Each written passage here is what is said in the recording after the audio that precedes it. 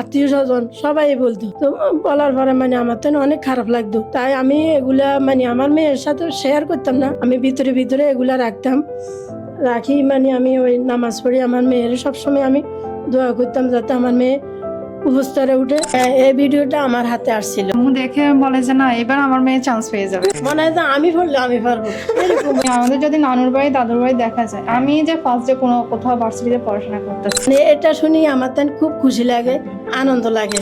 আর বিশেষ করে মেয়ের বাপেরা বাইরে থাকে, গার্জিয়ান আছে মেয়ের মা, তো হে আম্মা যদি বাসায় থাকে, যদি মেয়ে ছেলে মেয়েদেরকে পড়ালেখা না করাইতে পারে, তাহলে ওইরকম ব্যর্থতা মায়ের কোনো প্রয়োজন নেই, আমি মনে করি এটাই। আপনি অনেক দূর থেকে এসেছেন, অনেক কষ্ট করে এসেছেন, সেই সকালবেলা রওনা দিয়েছেন। সো এখানে একটা ছোট গিফট আছে, সফল স্বপ্নযোদ্ধার কৃতি মা। বাচ্চাদেরকে স্বপ্নযোদ্ধা বলি, মায়েরা হচ্ছে আসলে স্বপ্নযোদ্ধা। এক যুগ পড়াশোনা করার পর কিন্তু অ্যাডমিশন আসে, তো এক যুগ ধরে নিজের অনেক শখ আহ্লাদ বা চাহিদা মায়েরা কিন্তু সরায় রাখে, স্যাক্রিফাইস করে যে না ঠিক আছে পরে হবে।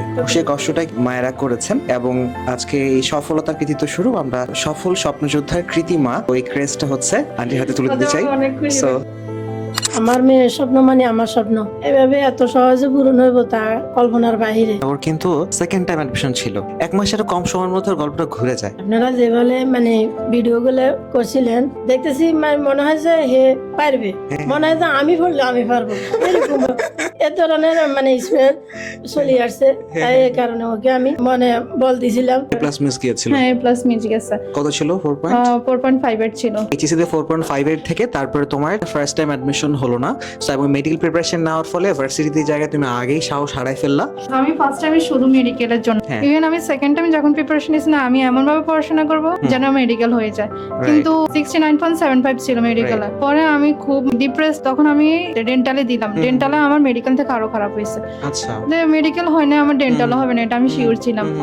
পরে আমি রমজানে 1 মাস আমি কোনো পড়াশোনা করি না। এরপরে আম্মু দেখছে যে রমজানে পড়া না, এখানে তো দেখো অল্প কয়েকদিন অনেকে চান্স পেয়ে যায়, একটু ভর্তি হয়ে দেখো।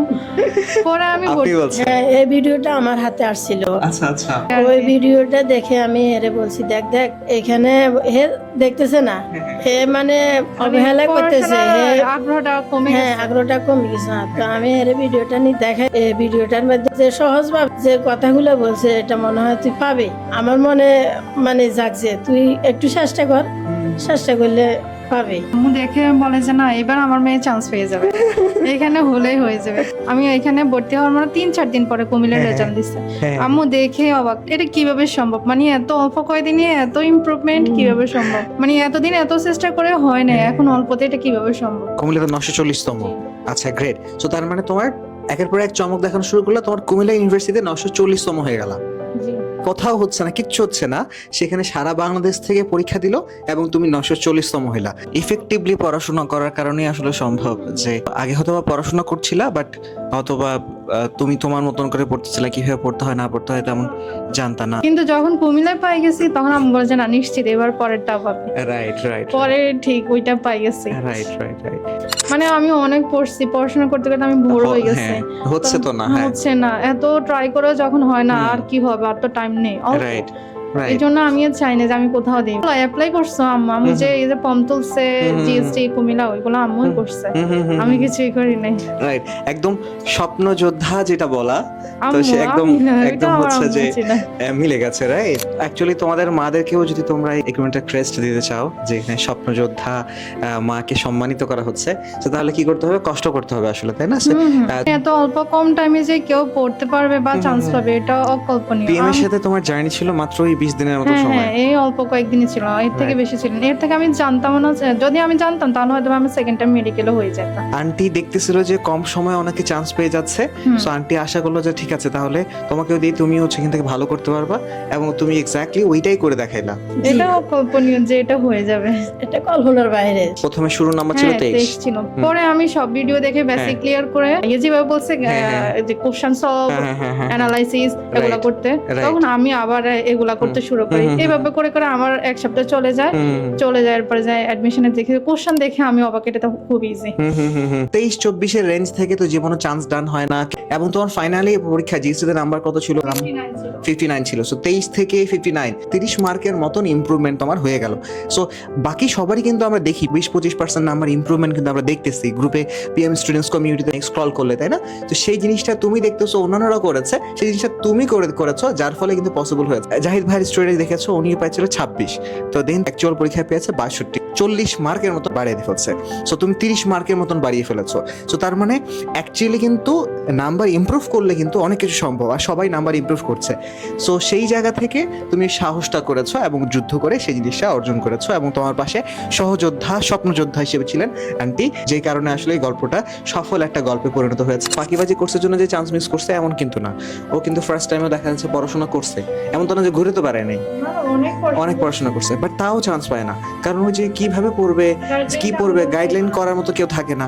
সো এই জিনিসটা না থাকলে দেখা যাচ্ছে হয়তোবা অনেকের পরের বারও হয় না। একজন মেডিকেল হয়ে মেডিকেল স্টুডেন্ট কিভাবে ভার্সিটি হয়, অনেক এটা টাফ, অনেক কঠিন।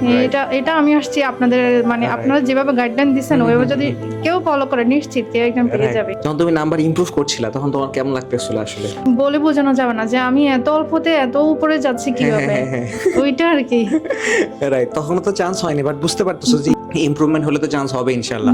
সবাই যে আমারে অনেক কথা বলছিল আমার মেয়েকে পড়ালেখা করায় কি করবো, তখন আমার মনে অনেক খারাপ লাগতো। তখন আমি নামাজ পড়ে আল্লাহর কাছে কান্দাকাটি করতাম, আল্লাহ আপনি আপনার কাছে চাইলে কিছুর অভাব হয় না, অন্তত আমার মেয়ে যাতে উপরে যাইতে পারে আপনি ওই ব্যবস্থাটা করে দেন। আমি আপনার কাছে টাকা পয়সা চাই না, অন্তত আমার মেয়েকে উপস্তরে নেওয়ার জন্য সুযোগ করে দেন। আপনি যে চেষ্টা করতেছে যাতে ভার্সিটিতে চান্সটা পায়, বা শুধু গেল বাইরের মানুষ না, আমার নিজের ভাই ভাবি আত্মীয় স্বজন সবাই বলতো। তো বলার পরে মানে আমার তো অনেক খারাপ লাগতো, তাই আমি এগুলা মানে আমার মেয়ের সাথে শেয়ার করতাম না, আমি ভিতরে ভিতরে এগুলা রাখি। মানে আমি ওই নামাজ পড়ি আমার মেয়ের সবসময় আমি দোয়া করতাম যাতে আমার মেয়ে উপস্তরে উঠে সবাই দেখাই দেয়। তাই আল্লাহ হয়তো এটা মানে সুযোগ করে দিয়েছিল। এখন আমি খুশি আছি আলহামদুলিল্লাহ। আমারে মানে সবাই এখন যে সম্মানটা করে, যাতে সামনে আমি আরো সম্মান পাই, আরো উপস্তরে যাতে উঠতে পারে। কথা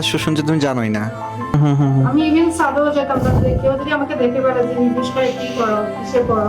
এই কম সময়ের মধ্যে একটা ফ্যামিলির গল্প ঘুরে যাওয়ার ব্যাপার, তাই না? সো চান্স না পাইলে কিন্তু জীবন এক ধরনের, আর চান্স পাইলে কিন্তু জীবন আরেক ধরনের। তোমার গল্পের তো মেইন হিরো আসলে আন্টি দেখা যায়। আম্মু, আমি যখন রাত্রে ঘুমাই থাকতাম আম্মু আমাকে উঠে মানে জাগা দিয়ে না, পড়ার টাইম হয়েছে পড়তে ওটা। আসলে সব মা বাবারে মানে ছেলে মেয়েকে নিয়ে স্বপ্ন থাকে। আমার তো ছেলে নাই, 3টে মেয়ে।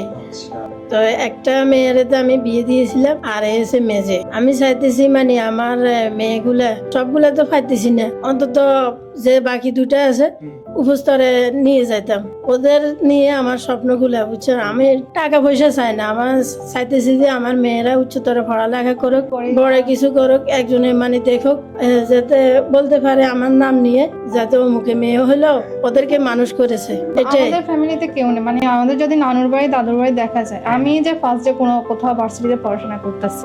তোমার নানু বাড়ি দাদু বাড়ি মিলায় তুমি একমাত্র যে পাবলিক ইউনিভার্সিটিতে পড়াশোনা করছো? আমি একমাত্র যে পাবলিক, এই জন্য আমাকে কেউ গাইডলাইন দেওয়ার মতো কেউ ছিল না। আমি একেবারে যদি বলে গ্রামের নিচু স্তর থেকে আমি আসছি। আমি মানে বলে না অনেকে শহর থেকে আসছে বা অনেকের কাজিন আছে যে বলে দিবে গাইডলাইন করবে, আমার এরকম কেউ ছিল না।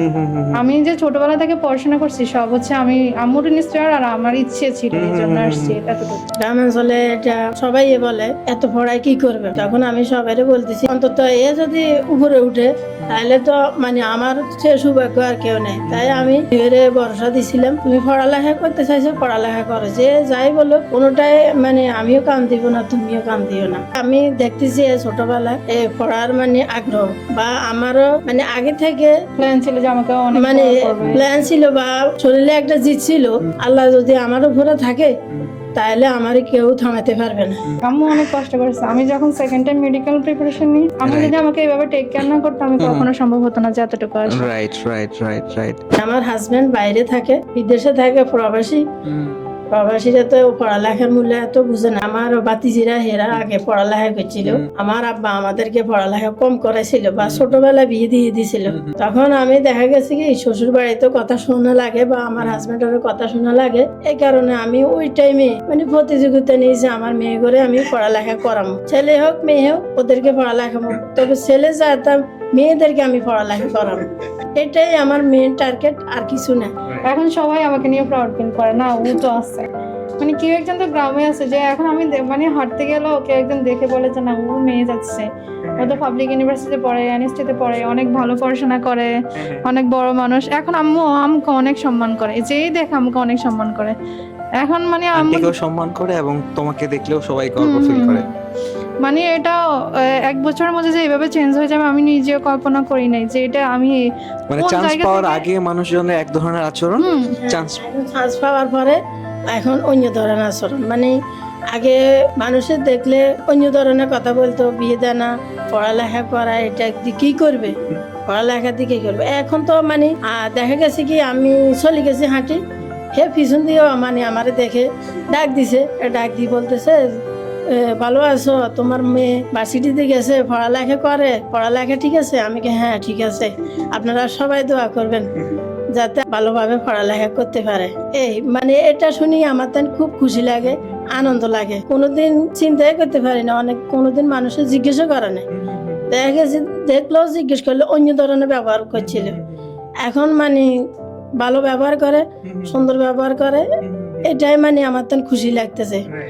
রেসপেক্ট হচ্ছে আসল যে রেসপেক্ট হচ্ছে আসল, রাইট। এবং তোমার বংশের মধ্যে তুমি একটা গর্বের কারণ, তোমার এলাকার মধ্যে তুমি একটা গর্বের কারণ। অ্যাডমিশনের 2টা বছর চলে গেছে, একবারও নাস্তা খায় নাই, সো তোমার হাতে, সো তোর হাতে নাস্তা খাওয়া লাগবে না, তুই চান্স পায়ে দেখা আগে, তাই না? সো তখন কত নাস্তা খাওয়া দরকার খাবো, তাই না? হ্যাঁ, এইচএসসি খারাপ করার পরে, অ্যাডমিশনে খারাপ করার পরে, দেন সেকেন্ড টাইম অ্যাডমিশনে একের পর এক চান্স ডান করছেন সুমি আপু, এবং সুমি আপুর বিজয় গল্পটা আমরা জানতে পারতেছি। সো নিজের জন্য কাস্টমাইজ ভাবে প্রিপারেশনটা না হতো না, গতানুগতিক গদবাধায় প্রিপারেশন না হতো, তো সেটা তো এর আগেও নিচ্ছিল, সেভাবে তো চান্স হচ্ছে না, তো সেরকম ভাবে আগাইতে থাকলে তো লাভ হলো না। তো আমাদের সাথে আজকে স্বপ্নযোদ্ধা সুমি আপুর গল্পটা শুনলাম, সাথে তার স্বপ্নযোদ্ধা মা এসেছেন। 19 দিনের মধ্যে গল্পটা বদলায় দেওয়া যায়। এইচএসসি জিপিএ 5 মিস করা থেকে একদম ভার্সিটি ফার্স্ট টাইম অ্যাডমিশন খারাপ করা, মেডিকেল ফার্স্ট টাইম অ্যাডমিশন খারাপ করা, সেই জায়গা থেকে সেকেন্ড টাইম অ্যাডমিশনে একের পর এক জায়গায় বিজয় গল্প অর্জন করা, এই গল্পটাও কিন্তু অর্জন করা যায়। এই গল্পটা অর্জন করার জন্য দরকার প্রিসাইসলি, স্মার্টলি পরিশ্রম করা, নিজের ডেটা ড্রিভেন প্রিপারেশন নেওয়া, নিজের জন্য কাস্টমাইজ ভাবে প্রিপারেশন নেওয়া, এবং সাথে মেন্টরশিপের এই জায়গাটা হচ্ছে দরকার থাকে, এবং তার পাশাপাশি দরকার থাকে একজন স্বপ্নযোদ্ধা মায়ের। প্রত্যেক মাই আসলে স্বপ্নযোদ্ধা, বাট সেই স্বপ্নযোদ্ধা মায়ের স্বপ্নটাকে দেখে নিজেও সেই স্বপ্নটা দেখতে পারতে হয়। বলতেছে যে মায়ের যে কষ্টটা সেটা হচ্ছে কিন্তু সুমিও ফিল করেছে, এবং সেই কষ্টটার জন্য তো আমি আসলে কিছু করতে পারবো না, মা কষ্ট করতেছে, মায়ের কাজে হেল্প করে কোনো লাভ নাই, আমাকে যেটা করতে হবে আমাকে আরো বেশি পরিশ্রম করে আমাকে মায়ের স্বপ্নটা পূরণের জন্য চেষ্টা করে যেতে হবে, এবং সেই চেষ্টাটা করেছে। এবং তার বংশের মধ্যে, নানুর বংশে, দাদার বংশের মধ্যে একমাত্র পাবলিকিয়ান আজ সুমি আপু আমাদের সামনে আছে। 19 দিনের মধ্যে চান্স ডান, এই অসম্ভব গল্পটাকে সম্ভব করেছে।